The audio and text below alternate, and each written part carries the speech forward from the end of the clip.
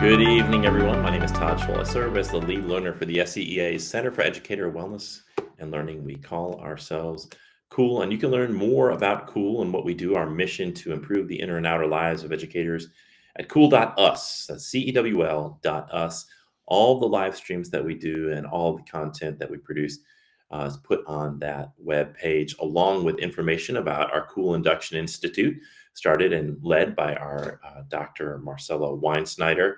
And we also have information about our mindfulness retreats, which we'll talk about a little bit after tonight's guest, and some upcoming programming that we have as well. So and everything you need to know is at cool.us.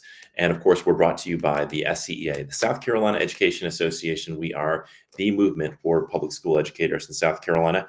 And if you're interested in joining the SCEA, you can do that right now at jointhescea.org. Great time to join as we start a new year. And I want to wish everybody a happy new year. I hope that this year has started well.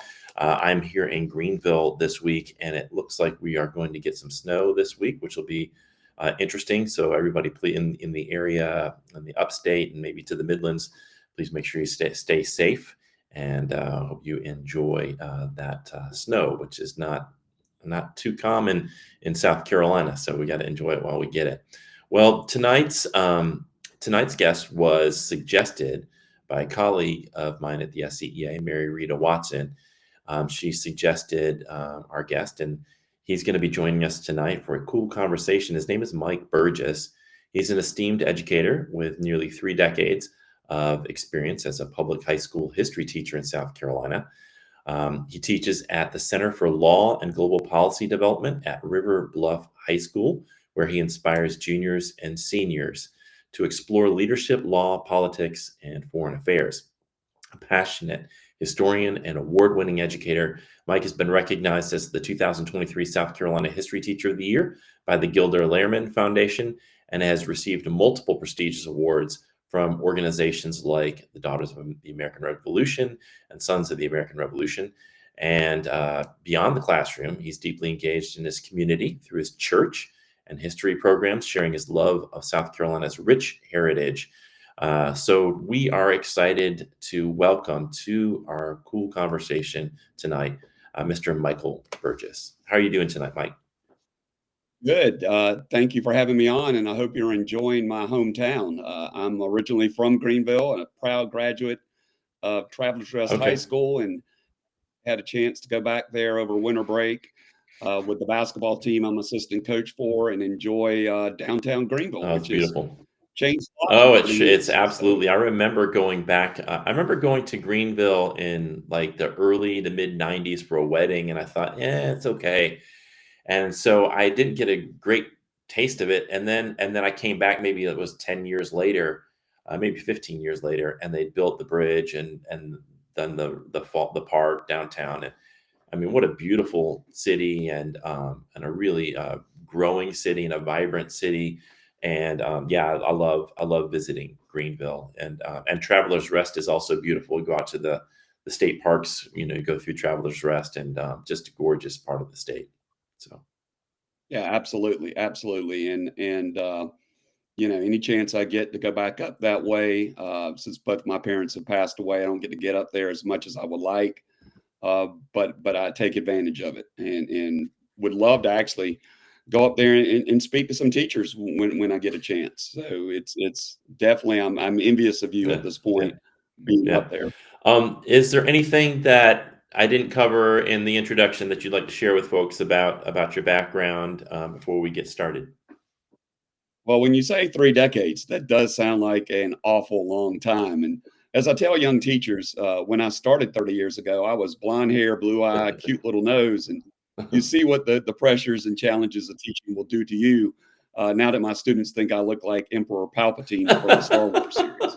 You had me at Star Wars. I think we're both probably around the same era. So I'm also finishing my 30th year in public education this year. So, and a huge Star Wars nerd. But we won't digress into the Star Wars world. Maybe we'll save that for another live stream. So I read through this document that you wrote, and I guess it's maybe it's a presentation that you do as well called The Soul of America. And I was really impressed with that.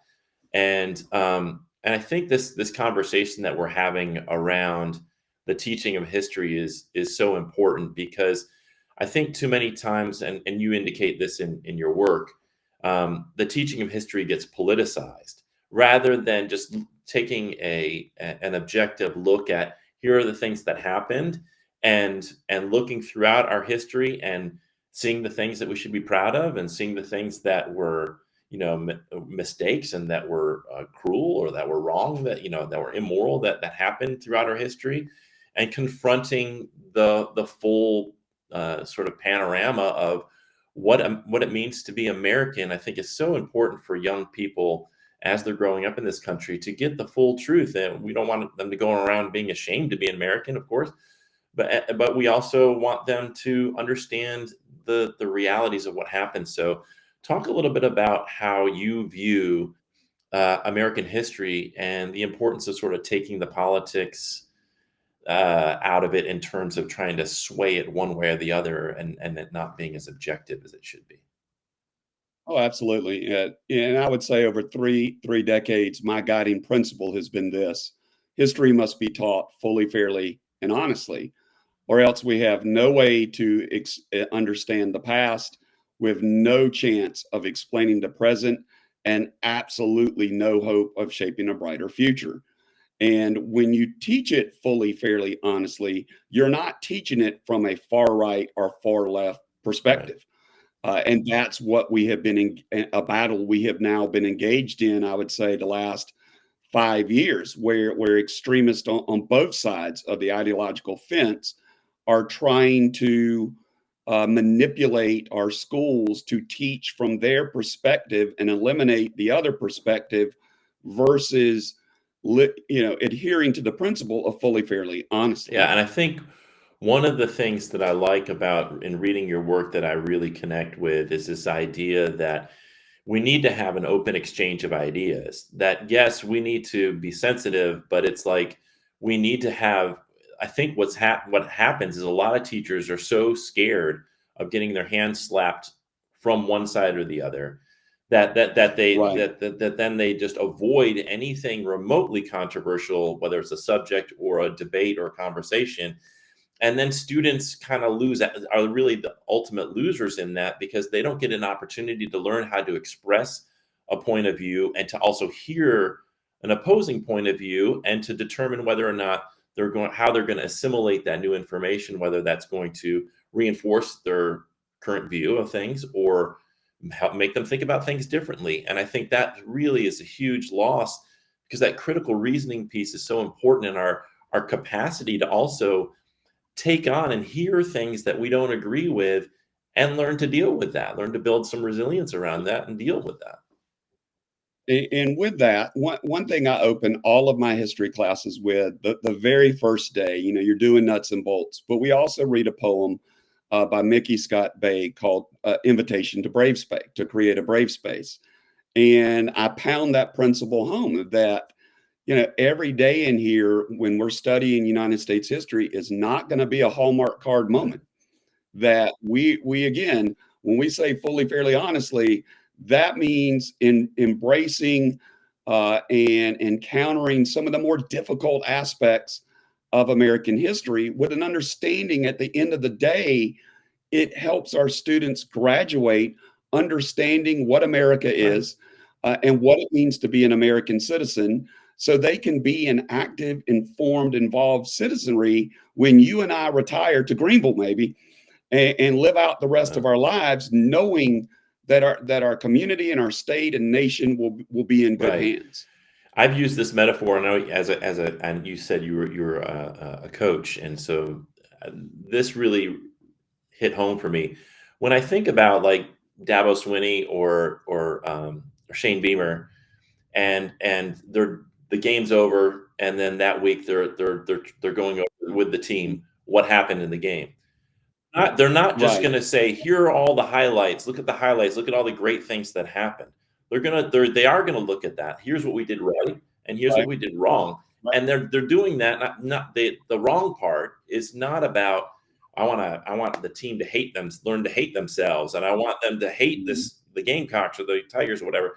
It's about how do we take both the things we did right and the things we did wrong and examine those things so that we can become a better team. And I think, like, to me, I would think that American history really should be that kind of an approach where we look at it all and say, how do we continue to build on the promise of America? So, what are your thoughts on that?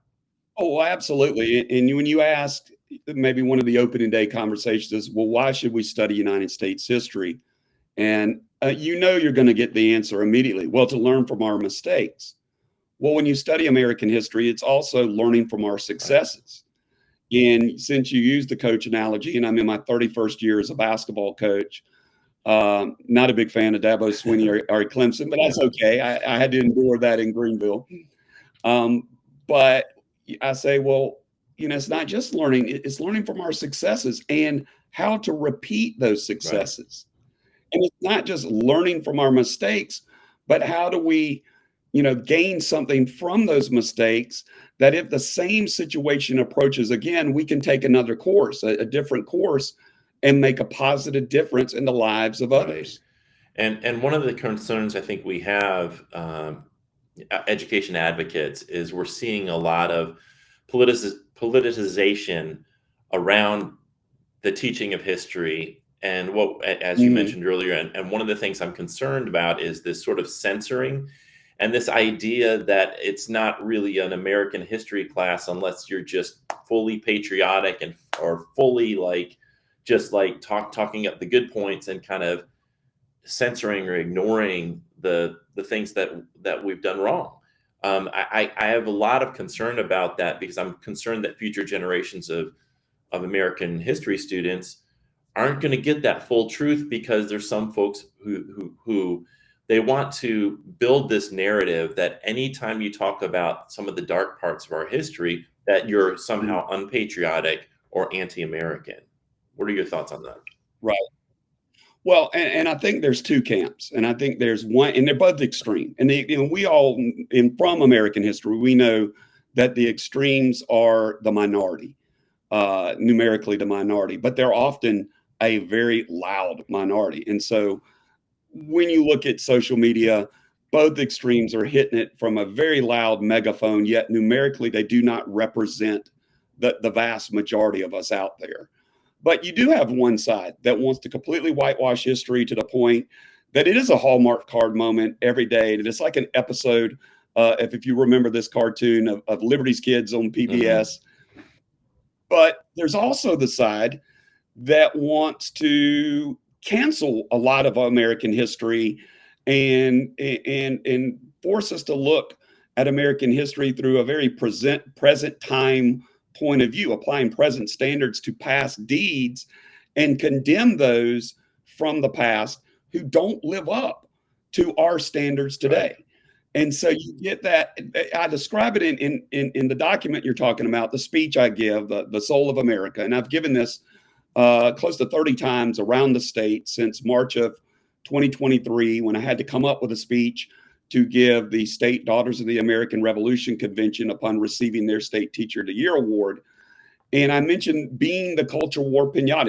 It's the title of Right. this podcast because if you go through a normal week, on Monday the far left is going to hit you. On Tuesday the far right is going to hit you.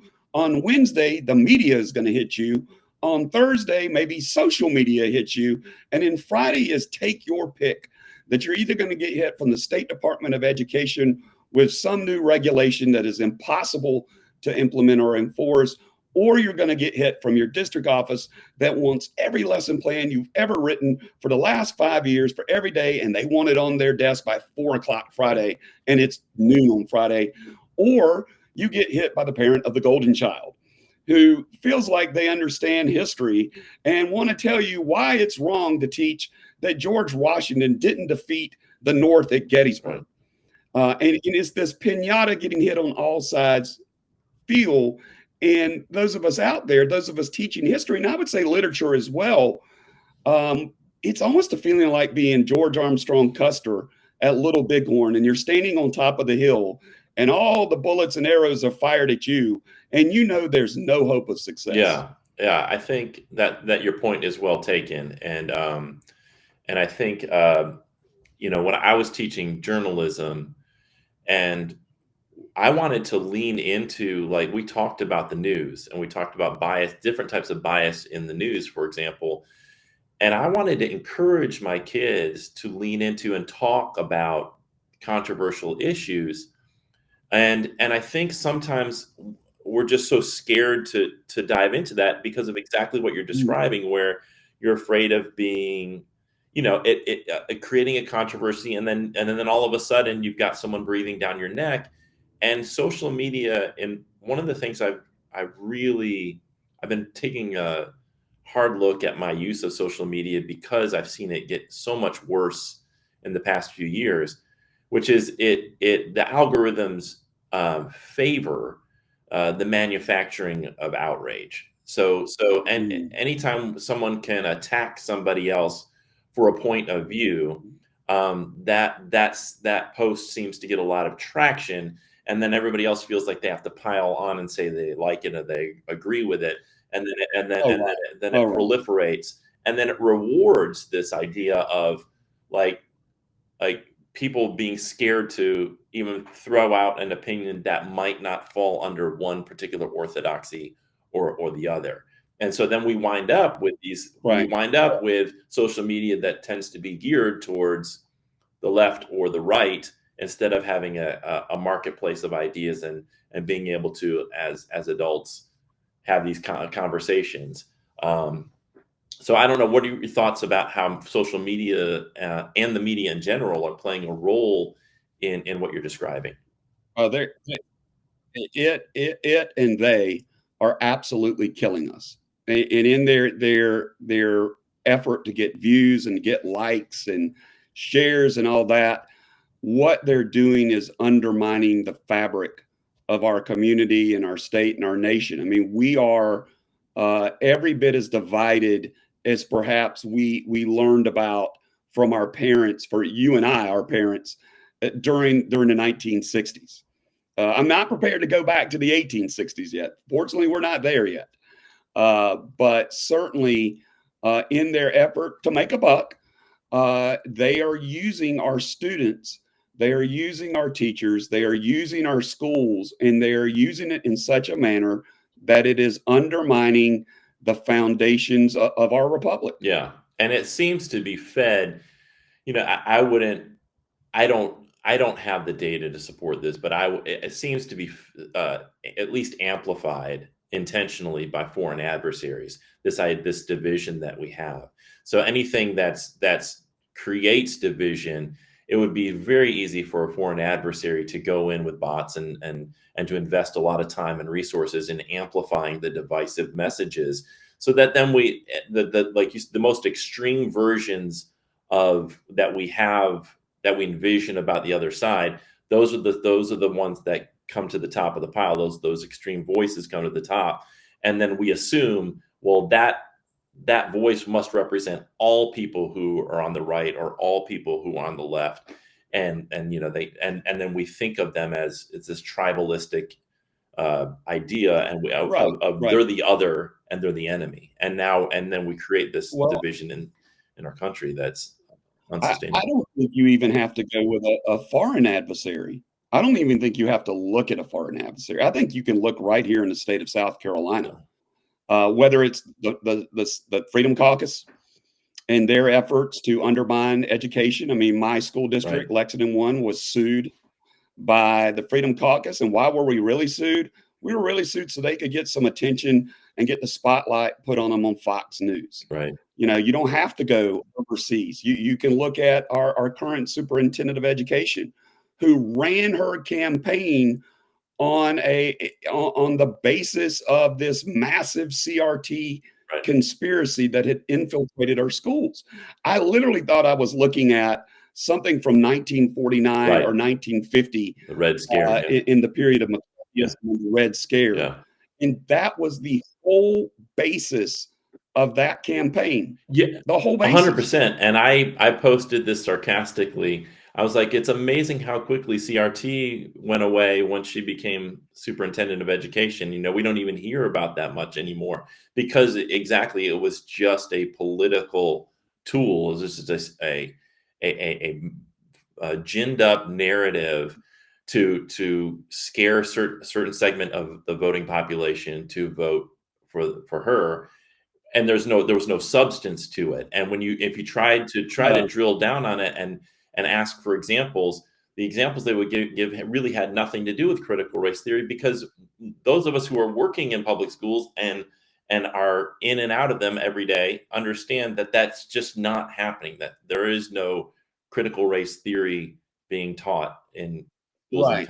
Right. South Carolina. There isn't, but that was the pathway to getting elected. In fact, I had one of her campaign aides, one of her high up campaign aides, uh, telling me, "Hey, we're just using this to win the election. We've got to win the election." Right. But the problem is now you have someone in the most important, position in terms of public education in South Carolina, and they are completely and totally unqualified to address the problems that face us Right. today. That it very much is a situation of the old story, maybe that we were told as kids, of the fox guarding the hen house. Yeah. And that honestly, for those of us in the profession, we're just looking at the calendar and looking at the clock and hoping we can get the fox out of the hen house before serious irreparable damage is done to being able to tell the story of America fully, fairly, and honestly. Yeah, it is absolutely essential that teachers speak up and use their voices, and I'm so thankful that you're leading the way with that, because um, I think no matter where you stand politically, all of us should have a commitment to truth. All of us should have a commitment to look, some of American history, it may be dark, and some of it may not make us look good, but I want my children to know. I want them to know everything, within reason. I want them to know what happened. I don't need a sugar-coated version of it. I also don't need like America's evil. Just all we're going to do is talk about everything negative version. I want Yeah, just a right. full confrontation with the entire tapestry of American history, and I can't. And Yeah, that's why go ahead. Sorry. this debate over PragerU or 1619 Project or the Zen Education Project is absolutely ridiculous, because no history teacher of merit and talent are going to use any of those things. You're going to use primary source data.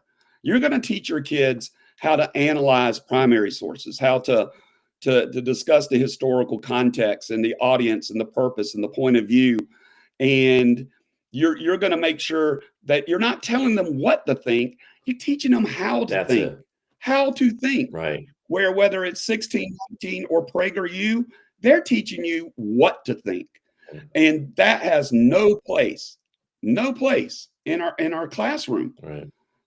But sadly, within a couple of months, the same person who ran an entire campaign based on the Red Scare of the 21st century killed off the chance to offer AP African American Studies, which I'll be honest with you, we have some significant African American history sites on our campus. I was looking forward to maybe having an opportunity to teach that. Yeah. And then you're going to partner with PragerU.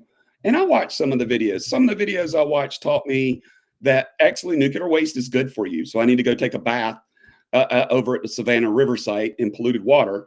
And that Candace Owens taught me that the Democratic Party, and I'm a Republican, I am a McCain, Reagan, moderate to conservative Republican. I was Ronald Reagan in the 8th grade. But it taught that the Democratic Party, Candace Owens, now that's your professor at PragerU, that the Democratic Party is responsible for every evil thing that has ever happened to African Americans in this country. Right. That's the type of absurdity we're dealing with now in the classroom, Right. and the fear that has been created by the new instructional materials regulation, by the controversial issues proviso, to where now you have lawyers of school districts trying. They're not going to call the shot in my classroom. It's fully, fairly, honestly, or I'm gone. Yeah.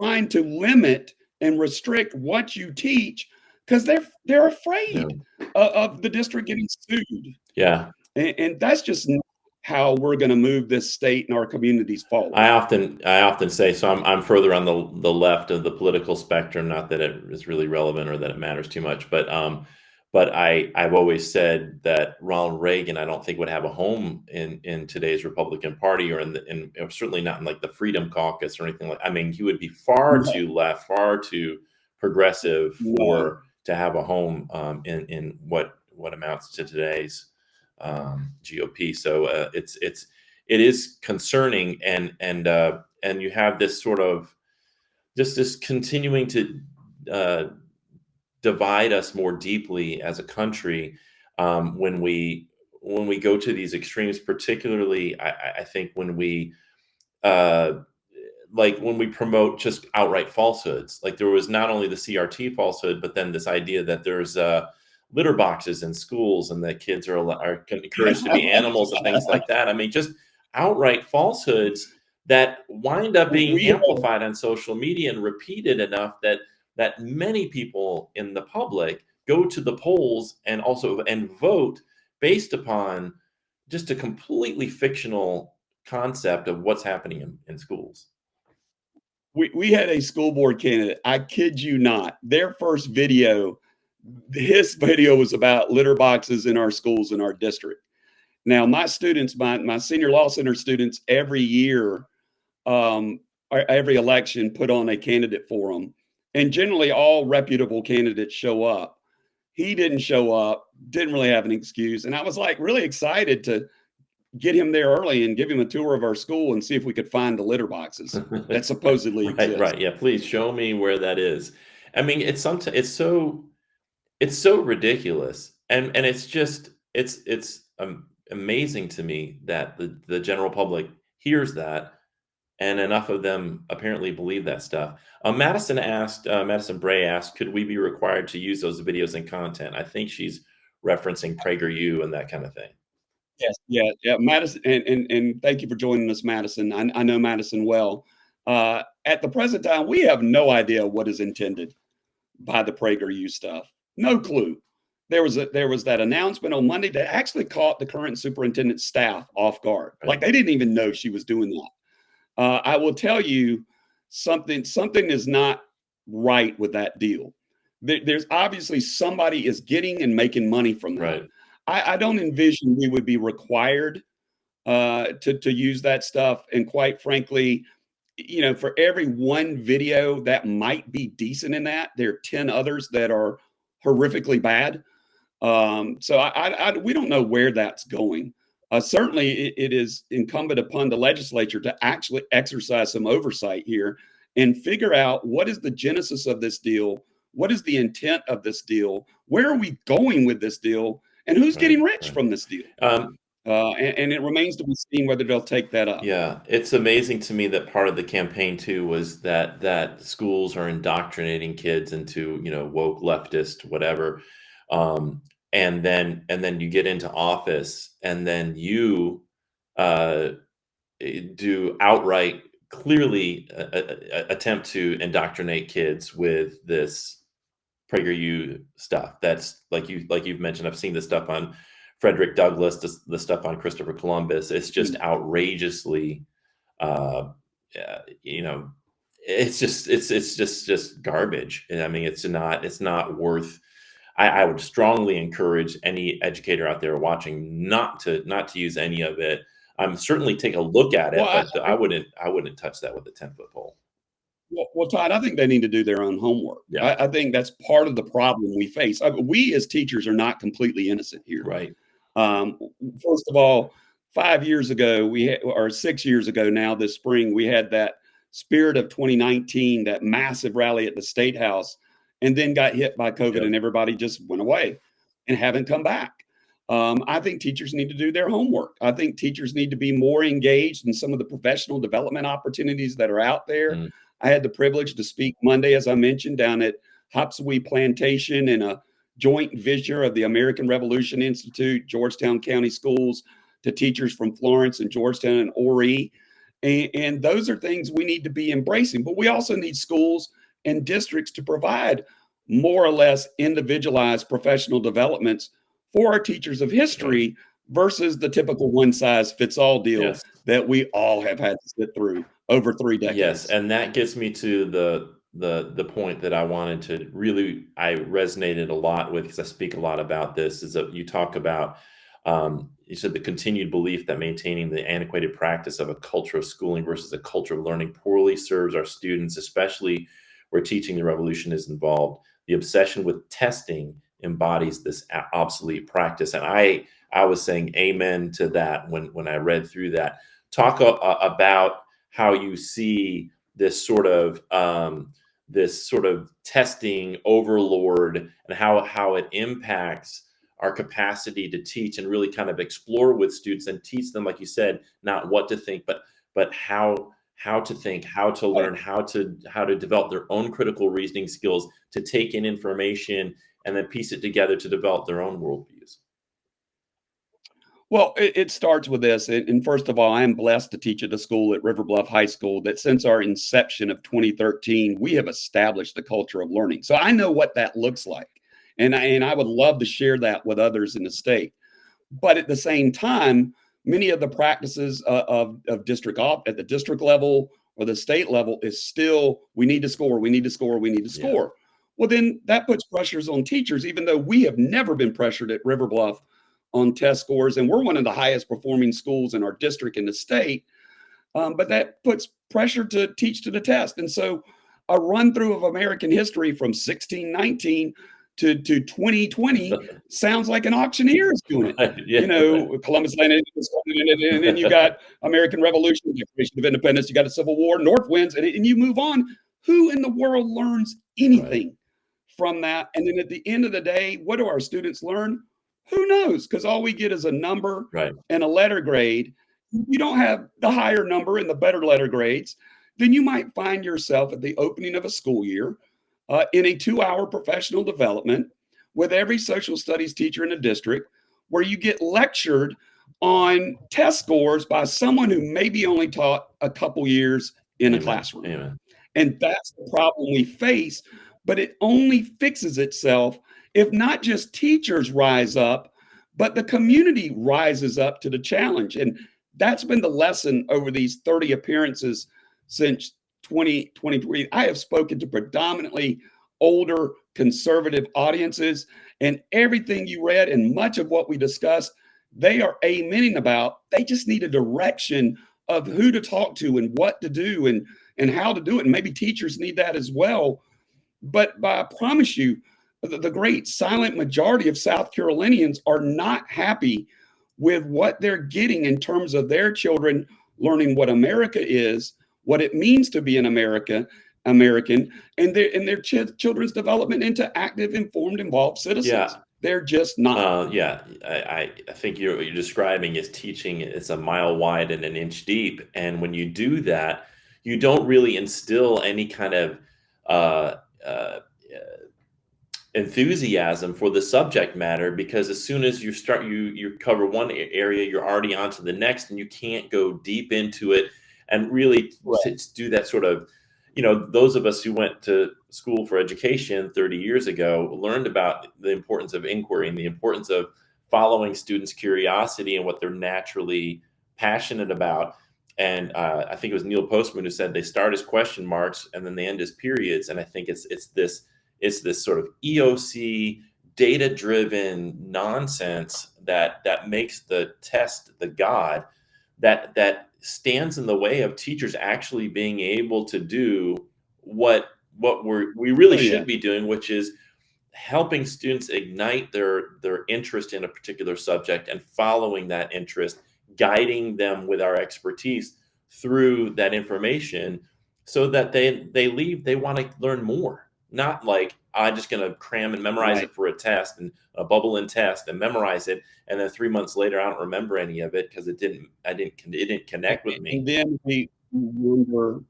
we wonder, why our society is so fractured. And then we wonder why people today really do not understand what America is, and what it means to be an American citizen. Yeah, How can they, right. if you're just being force-fed facts, expected to regurgitate it, and all that teacher gets is a single test score and a letter grade? Which, by the way, to the taxpayers out there, we have been bankrolling now since roughly 2008 to the tune of millions, and the data we get, absolutely useless. Your tax dollars subsidizing a totally fruitless, meaningless process in terms of assessing our I students. couldn't agree with you more. I mean, this is, and we spend as a country $1.7 billion each year on standardized testing, and like you said, we're not even getting immediate results on it that can actually help us modify the teaching in the moment when we need that data. It's like you get it the Right, next fall, and then the students are already not even in your class anymore. They moved on. right. It makes no sense with the technology that we have and the ability we have to assess students formally, informally, using the technology that we have. Why we still insist upon these bubble in tests, these standardized tests, and enrich these companies when we should be trusting expert teachers like you. And you talked about autonomy, giving autonomy back to teachers, because that's actually the thing in my mind, along with pay and better working conditions, giving the autonomy back to the great teachers Yeah, like you. That's what keeps people in the profession. When you make them teach to the test and it becomes kill and skill drill, whatever, kill and drill and kill, and it's all about like, hey, test, score, make sure you get that data up, right, then right. people lose their passion and they go and say, oh, I can get paid much better to do something else with the skill set that I have. I'm creative, I'm passionate, I care about this stuff. I can go somewhere else and apply those skills in a place where my passions and my energy is honored. And so I hear what you're saying. And that, Todd, I might add, Todd, that's one of the things that's amazing about having a so-called conservative legislature and superintendent of ed. They have actually increased the size and the scope and the control of government over education in the state, whether it's at the state level or whether it's at the district level, because of how districts have responded to the instructional material stuff, the controversial issue stuff. Right. That while they pass these laws, they don't see that how these. I know there's one district out there that everything you use has to be run through someone at the Yes. district. Yeah. Or here's a better one, Todd. Here's a better one. Um, in Horry County, Carolina Forest annually participates in the We the People, the Citizenship, and the Constitution competition. It's something that we at River Bluff have done at a law center in which I'm blessed to teach. We've won it 7 of the last 9 years. Carolina Forest is our tightest competitor. We learned this year they're not coming to the state competition because their district, in response to what was passed by the legislature on instructional materials, issued a blanket, because we know planners and organizers love to do what's easiest for planners and organizers, a blanket, nothing that you cannot use anything that has not already, this before the school year, been approved by the State Department of Ed. Right. We the People carries with it a textbook and a curriculum. We don't really use it. We actually just use the Constitution. And so they weren't allowed to attend. Think about that. Mm. The consequences of their legislation, with poor guidance from the State Department of Ed, leading a district to deprive students of an incredibly deep understanding of the Constitution and the Bill of Right. Rights. What are we doing Well, here if we're doing stuff like it's that? actually, yeah, it is a betrayal of what I've come to learn as a conservative value is you want control at the local level, right? You don't want this, higher hierarchy where somebody way above you is controlling and telling you and dictating to every single policy, everything that you do. And this idea that Right. what we've done, Deborah Meyer, one of my favorite education writers, talks about the locus of control has shifted so far away from the classroom, it comes from the U.S. Department of Education to the State Department of Education. By the time it makes its way to the district office, to the school level administration, to your classroom, I mean, the classroom teacher is left with, very little control over Mhm. what's being taught, the pace that is being taught, how it's going to be assessed. And to me, that's been hugely damaging to our profession, and really prevents the great teachers from being great, because a lot of other people have used this metaphor. It's like forcing a paint by numbers kind of situation. And if Right, you're an right. artist like And you are, if you're a true artist, it's offensive to be told, here, put orange in this part and put purple over here. Like, that is such an offensive and such a limiting, stifling environment to try to work in. And I think so I sense your frustration, and I know a lot of other people yeah, share that. but I if I might add, and the way to fight this stuff is we have to understand our worth right now. There is a teacher shortage. There's a high demand for teachers. There's a low supply. No offense, guys. They are not going to replace us. Yeah, Why? Because they can't replace right, us. That doesn't mean be disrespectful. That doesn't mean just rabble rouse all over the place. But that does mean it is incumbent upon each and every teacher, whether you're facing censorship or facing someone from the district office trying to make you paint by the numbers, to speak up and speak up collectively. yeah, Speak to and go up the chain of command. Don't be afraid of your school board. They're normal. Most of them are normal human beings. They don't tack their britches up on the wall and jump into them. They put them on one leg at a time, just like you and I do. right, And so that conversation, teachers have to understand these these fears we have about being, attacked and being fired are totally irrational, yeah, because they can't do it unless you violate some law. I right, mean, come on now.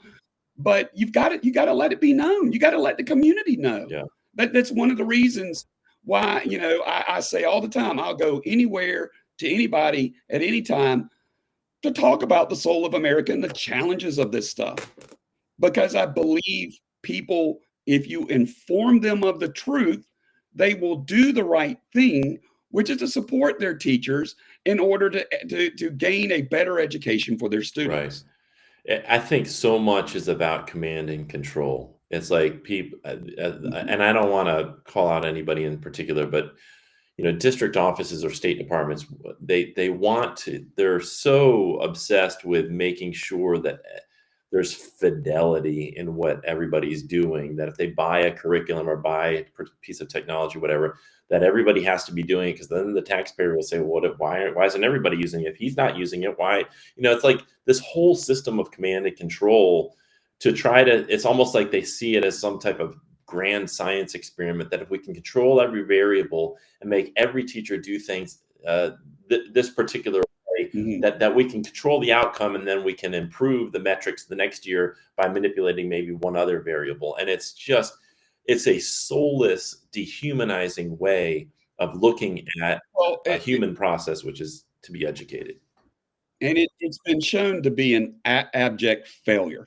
I mean, it's so that mindset is so outdated, and yet you see it all the time today, and I literally mean today, in this school year, where district offices feel like they want to go back to 2005 and uncommon ground and all that just stuff that was shown not to Right. work, and implement it again because it gives them that control.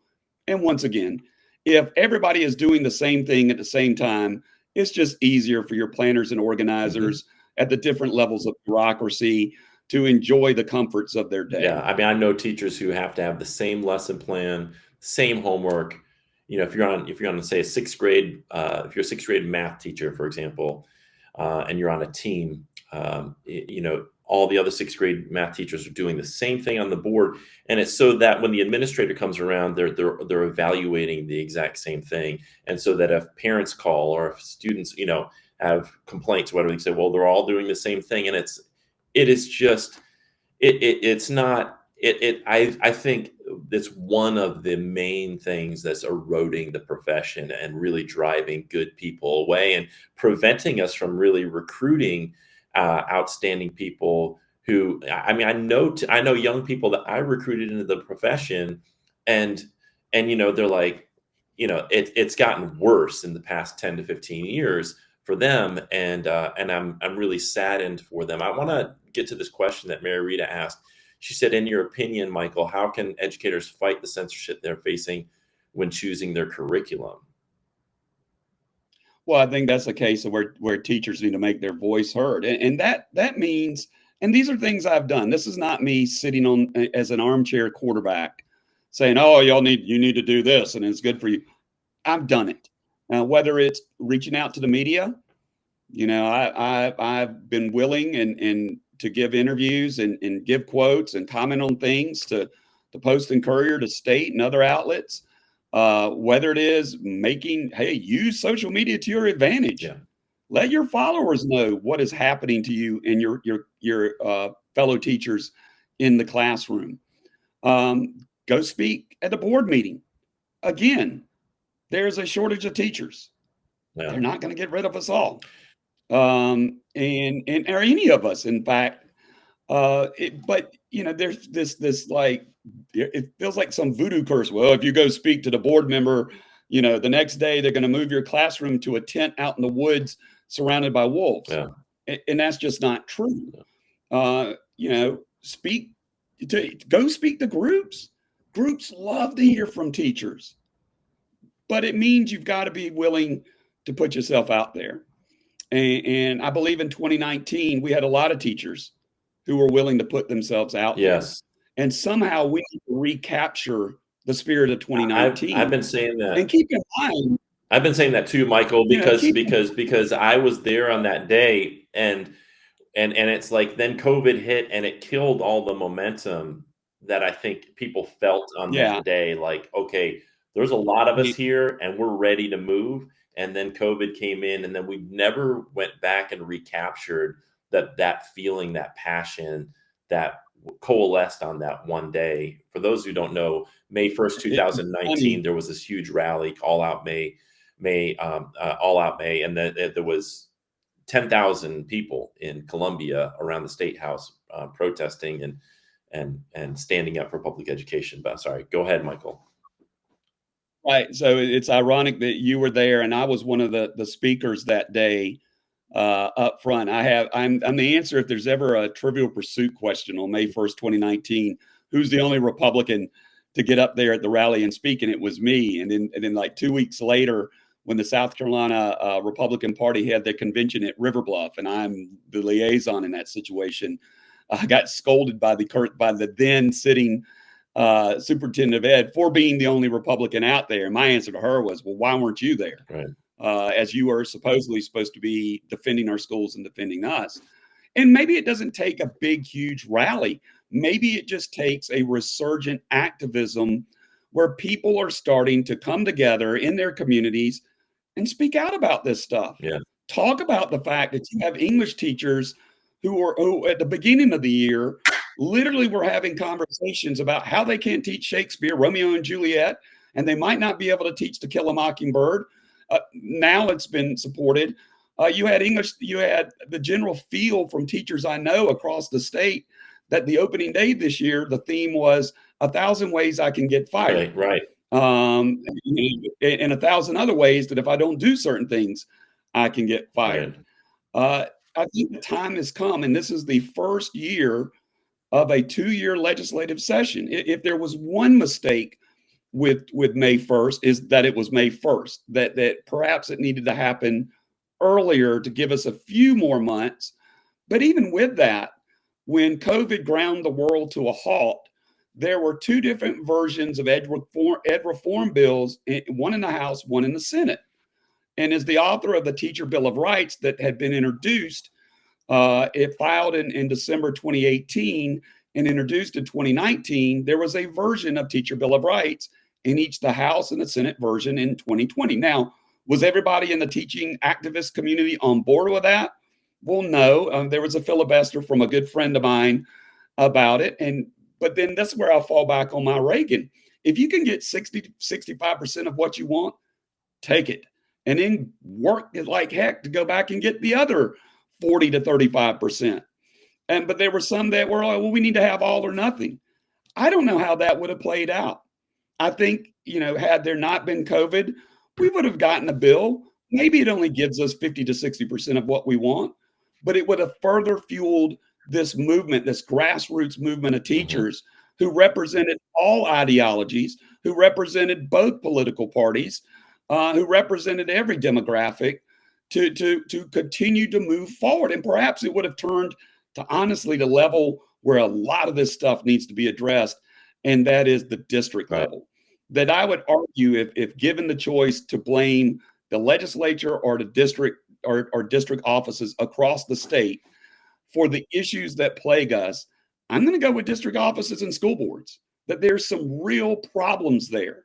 And while you can do certain things at the state level, it's really, as the saying goes, all politics is local. And you start with your school board and your district office and you try to make a difference and a change there. I want to ask you one final question because you talk about, like being very pragmatic about, what we can accomplish if we come together. One of the issues, and we've talked about this a bit. When I write about a lot of different things in this space, education policy, and when I write about standardized testing and the over testing and the test and punish paradigm that we were in, that we've been in since a nation at risk, um, it's you. Everybody on the left and the right like agrees. The people who are the furthest right friends that I have love the post. The people the furthest left and everybody in between seems to agree. And what I don't understand, and maybe you can shed some light on this, is why is it when pretty much everybody sees that this testing paradigm that we're in, this test and punish paradigm that we're in, is damaging public schools? Why do we continue to do it? Why can't we at least come together on this one issue that we agree on? And I think with that, the problem is what you just said, coming together. If you look at the civil rights movement, and I think that's instructive for our struggle, do we have the people in this state, the leadership at the grassroots level at this state to bring people together like a Dr. King, or bring people together like a Malcolm X, or bring people together like a John Lewis, to create that momentum for change? I literally think people are ready. They just need someone or someone's to rally around. Right. And we have to be able to use social media to bring folks together, etc. And I would like to add this, and to make it clear, there is such thing as conservative education reform. It's not the ghost hunt, the Red Scare of the 21st century. It is not, hey, let's take public money and pay for private school tuition. You can have a public school choice plan that I have pushed for almost a decade that is pretty daggum good based on what they do in Nebraska. But conservative reform starts with our biggest problem, the bureaucracy we face at the district and state level. It starts there. I mean, what do all those people do at our different district offices? What do all those people do at the State Department of Education? I think as a conservative, like I said, if she's out there, my 8th grade English teacher, Miss Bramlett, is retired, but maybe she's watching her former student. And for a month, she made me Ronald Reagan, and she made me be a method actor, Ronald Reagan. His belief in the scariest words in the English language are, I'm from the government, I'm here to help. Well, that's sort of like, I'm from the State Department of Ed, I'm here to help, or I'm from the district office, I'm here to help. That should frighten teachers. Right. And I think conservative Republicans really should rally around that principle of autonomy. We believe in local government. Well, local government in the education sense as letting the teachers and the students and the administrators and parents at that individual school make the decisions that are best for those students at that school. 100%. And look, I'm pretty far to the left, and that's music to my ears too. Because to me, uh, that's what it's all about. I mean, in my 30 years in education, that's what I've seen. I've just seen the loss of autonomy, and that to me, like, obviously we need to pay teachers more. Obviously they need planning time, and they need the resources and the support and the kind of good quality relevant professional learning, all that.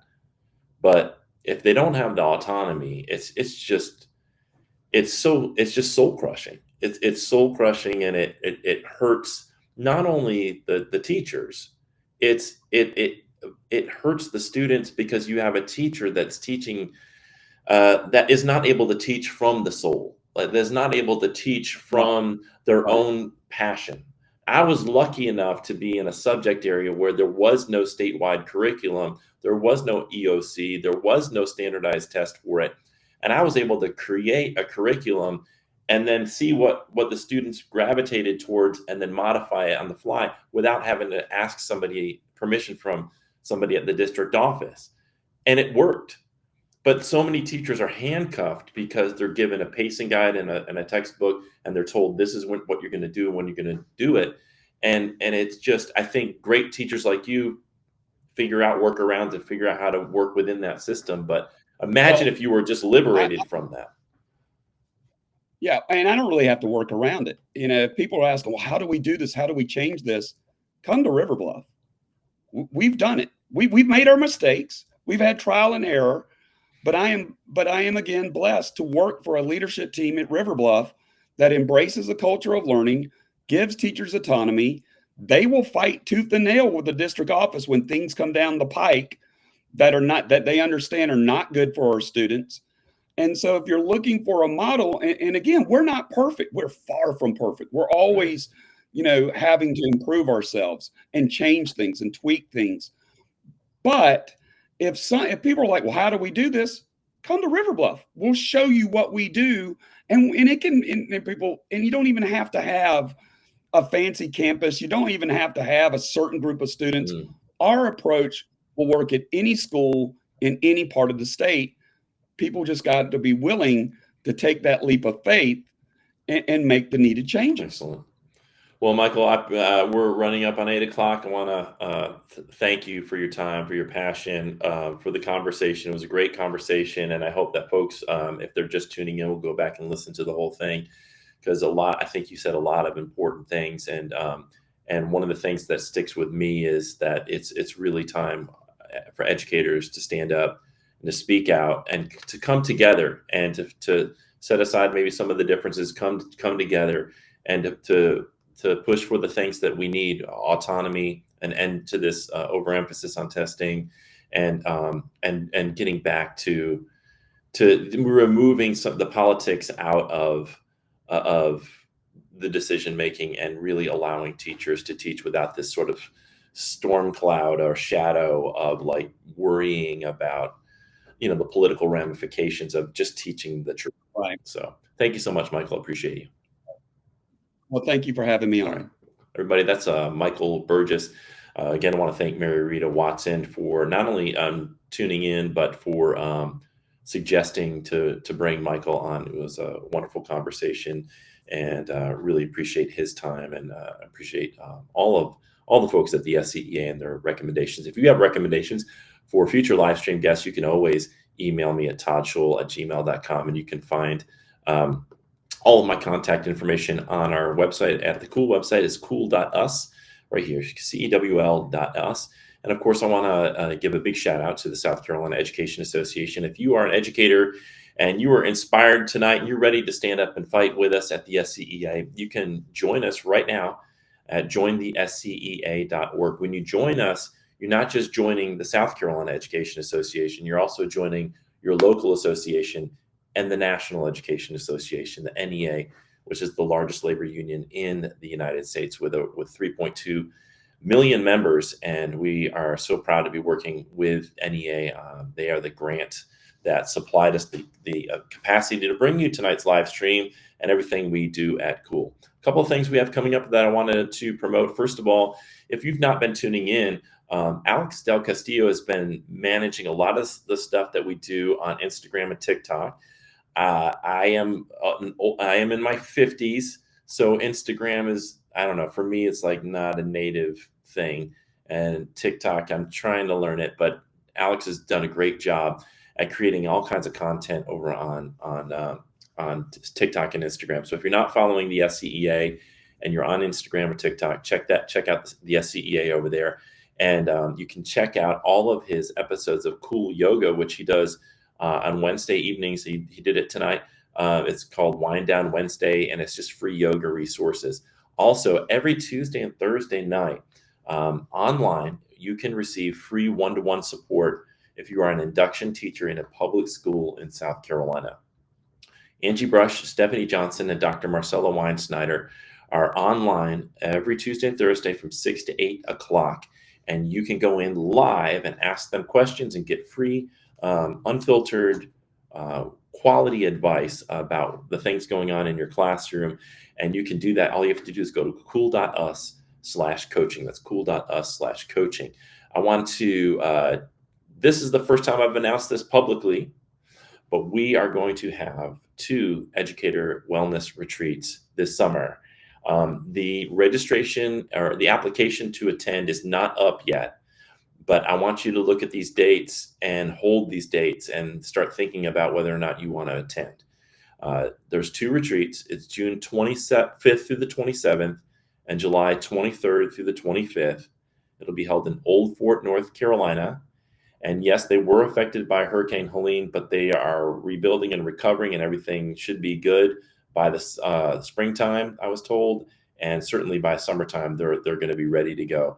And it's Indigo Retreat Center. It is a beautiful, beautiful retreat center.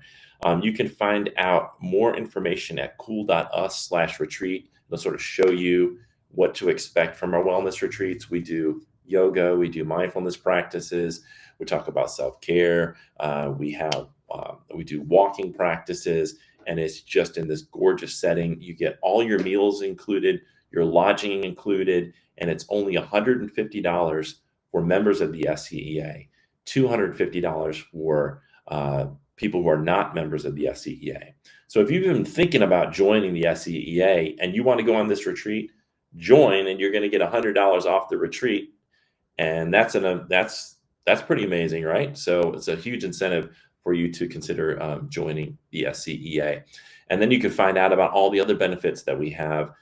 Because you're a member of the NEA, you get all of NEA's benefits, and you're going to get all the SCEA benefits. Plus, you're going to get connected with your local association. If you have not seen this yet, very relevant to tonight's conversation, Pete Stone released a new video this week called "Say No to Scripted Lessons." Really, really powerful video, sort of critiquing this idea of scripted lessons. Next week, actually in 2 weeks, I'm going to be doing a session on how to start a meditation practice. So if you're like me, the new year, you start to think about some habits. Fortunately, I've started some new habits about 3 months ago, and really am starting to see some of the benefits of those practices. Really have been investing in my wellness. And I want to encourage everybody to, as you go into this year, to really start thinking about your wellness in a really holistic and sustainable way. And for me, the foundational thing that really helped me in my wellness journey is starting a meditation practice. Because when I started to quiet my mind and started to sort of de-stress, I started to also see some of the other decisions I was making with regards to my nutrition, my exercise, my relationships, and just the way I was carrying myself and the priorities I had. And it's been really, really instrumental, this meditation practice. So if you're interested, 2 weeks on the 22nd at 7 o'clock, well, I'll be talking about how to start a meditation practice. We'll do a guided practice together, and then I'll take any questions that you have. So that is about it for right now. Again, I want to thank Sherry East. She tuned in, our president. Mary Rita Watson, thanks for tuning in. Todd Jake, our former executive director, Madison Bray, thank you for tuning in. And to everybody else who tuned in tonight, thank you so much for watching our show. And thanks to all the educators in South Carolina. This will be my final message for you tonight. As we enter this new year, there are many battles ahead, and we've got to stick together. We've got to fight together. We also have to take care of ourselves, because if we're expending all this energy and trying to fix the world and we're falling apart on the inside, we're going to end up being wounded warriors, as Dr. Sean Ginwright says in his book, The Four Pivots. We don't want to go around being wounded warriors. We want to build movements with healed people, with people who are well. So this is why, if we really want to change the world and change things for educators and students, the first thing we need to do is start with our own wellness, with our own health. And so I hope that you will look at the resources we have at CEWL, our Center for Educator Wellness and Learning. Take a look at those resources: yoga, nutrition, mindfulness, all kinds of stuff that we have for induction teachers as well. Look at those resources to take care of yourself. And then once you have your oxygen mask on, then we can start worrying about the oxygen mask for other people. We can start taking care of other people's needs, and we can do it from a place of being healed and being whole ourselves. So I hope that you will join us on that wellness journey in 2025 and join us at the SCEA to fight the good fight that we need to wage to protect our public schools from those who want to privatize them and those who want to destroy and dismantle them and censor history, censor books. We've got to push back on that. And there are smart ways to do that. And I hope that instead of, Jake used to say, instead of agonizing, we got to organize. So I hope that you will organize with us, start within, and then let's move without and take care of things. And I believe, I know a lot of people are feeling discouraged right now, but I'm choosing to be optimistic, and I'm choosing to look forward to the future in a way that is going to be bright and hopeful. And I believe that in the end, good will win, love will win, and that we will have a state and a country that is guided by love and wisdom. And I think we need to make that happen together. So we will see you next week on another live stream. Until then, have a wonderful rest of your week. And for those of you in the path of the snowstorm, stay warm and stay safe. Bye-bye. Together we learn, together we grow, together we heal, together we flow. Be cool, every teacher, every school. Be cool, every teacher, every school. Be cool, every teacher, every school.